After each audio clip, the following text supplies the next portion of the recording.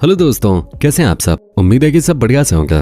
दोस्तों, रामायण भारत के सबसे प्रसिद्ध ग्रंथों में से एक है। भारत में रामचरितमानस का पाठ पूरी आस्था के साथ होता है।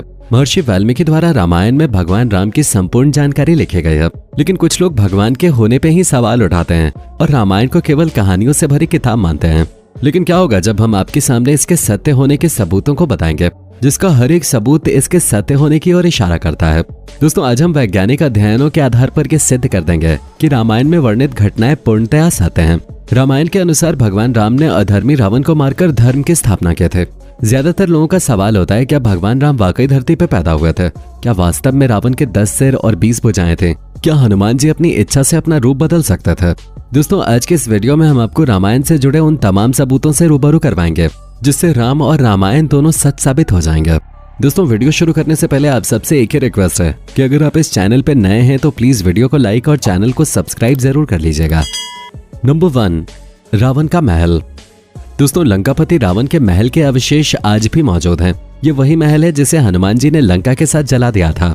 रामायण में लंका दहन को रावण के विरुद्ध राम जी की पहली जीत कही जा सकती है। महाबली हनुमान जी के इस पराक्रम को देखकर वहां के सभी निवासी कहने लगे, सेवक इतना शक्तिशाली है तो स्वामी की ताकत का अंदाजा लगाया जा सकता है।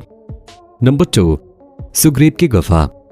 दोस्तों, आपको जानकर हैरानी होगी कि बाली के डर से सुग्रीव जिस गुफा में रुके थे, वो गुफा आज भी मौजूद है। रामायण के अनुसार बाली ने तुदुम्बी नामक राक्षस को मारकर उसका शरीर कुछ दूर फेंक दिया था। हवा में उड़ते हुए तुदुम्बी के खून की कुछ बूंदें मातंग ऋषि के आश्रम के ऊपर गिर गईं। ऋषि ने अपने तप के बल पर यह जान लिया कि ये किसकी हरकत है। फिर क्रोधित ऋषि ने बाली को शाप दिया कि वो कभी भी ऋषि के पर्वत के क्षेत्र में आएगा तो उसकी मृत्यु हो जाएगी। सुग्रीव को राज्य से निकाले जाने पर वो इसी जगह पर आए थे, क्योंकि वो जानते थे कि बाली यहाँ नहीं आ सकता। यहीं पे उनकी मुलाकात राम जी से हुई और बाद में राम जी ने बाली का वध किया और सुग्रीव को किष्किंधा का राज्य दिया था। नंबर 3, राम सेतु। दोस्तों, राम सेतु को एडम्स ब्रिज भी कहा जाता है। ये चूना पत्थर से बनी श्रृंखला है। भौगोलिक प्रमाणों से पता चलता है कि किसी समय ये सेतु भारत और श्रीलंका को भूमि मार्ग से आपस में जोड़ता था। ये पुल करीब 30 किलोमीटर लंबा माना जाता है। 15वीं शताब्दी तक ये पैदल पार करने लायक था, लेकिन एक चक्रवात के कारण ये पुल अपने पूर्ण स्वरूप में नहीं रहा। राम सेतु एक बार फिर सुर्खियों में तब आया जब नासा के उपग्रह द्वारा लिए गए फोटो मीडिया में सुर्खियां बने थे।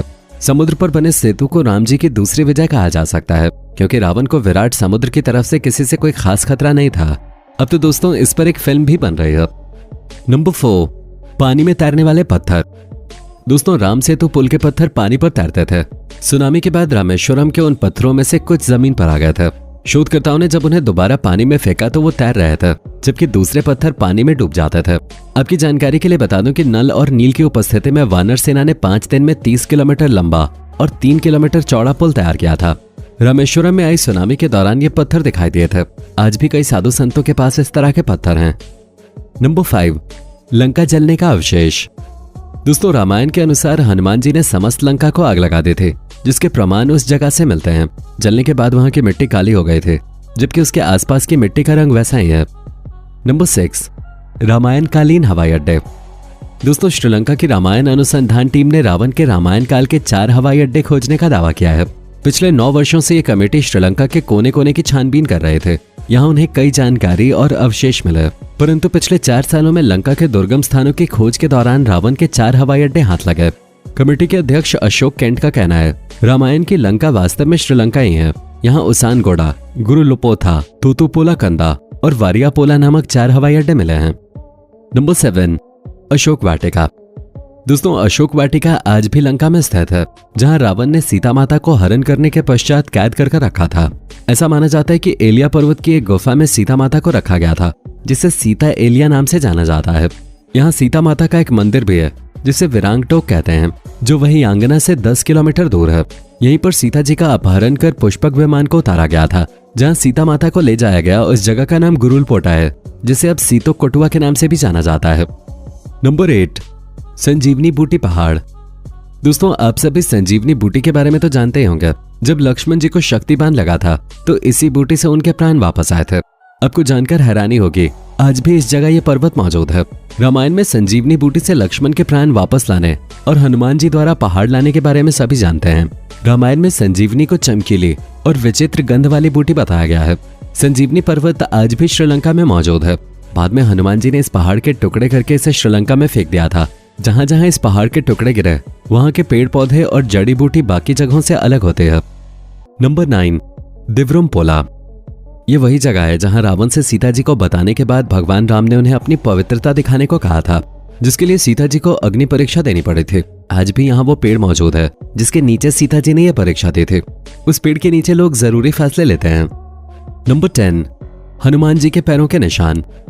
दोस्तों, दुनिया भर में ऐसे कई स्थान हैं जहां पर किसी बड़े जीव के पैरों के निशान मिले हैं।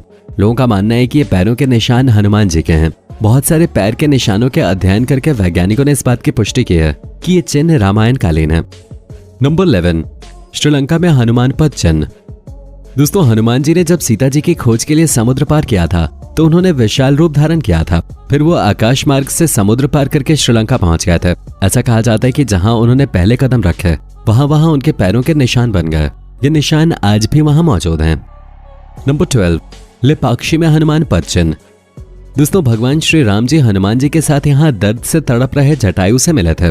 राम जी ने यहाँ जटायु को मोक्ष प्राप्त करने में मदद की थी और ले पक्षी कहा था, जिसका मतलब होता था पक्षी उदय। यहाँ बहुत बड़े पैर के छाप हैं और यहाँ हनुमान जी के पैरों के निशान हैं। नंबर 13, मलेशिया के हनुमान पद चिन्ह। दोस्तों, मलेशिया के पेनांग में एक मंदिर के अंदर हनुमान जी के पैरों के निशान हैं।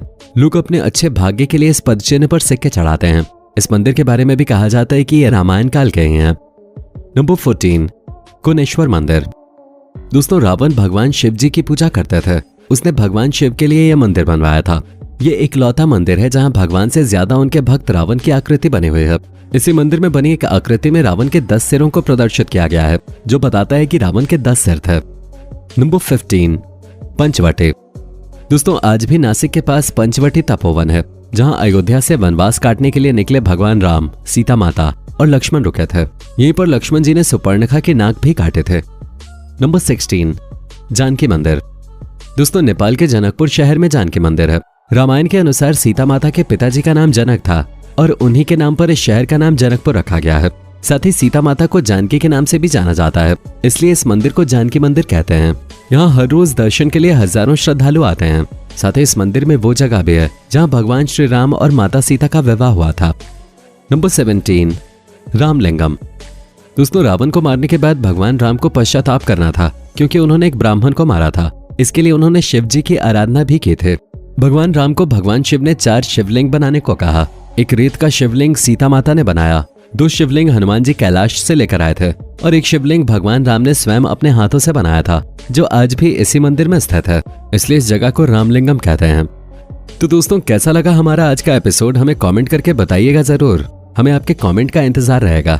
दोस्तों, उम्मीद करता हूँ कि हमारा ये एपिसोड आपको पसंद आया होगा। दोस्तों, अगर आप हमारे चैनल पर नए हैं तो प्लीज चैनल को सब्सक्राइब जरूर कर दीजिएगा, क्योंकि हम आपके लिए रोज इस तरह की वीडियोस बनाते रहते हैं।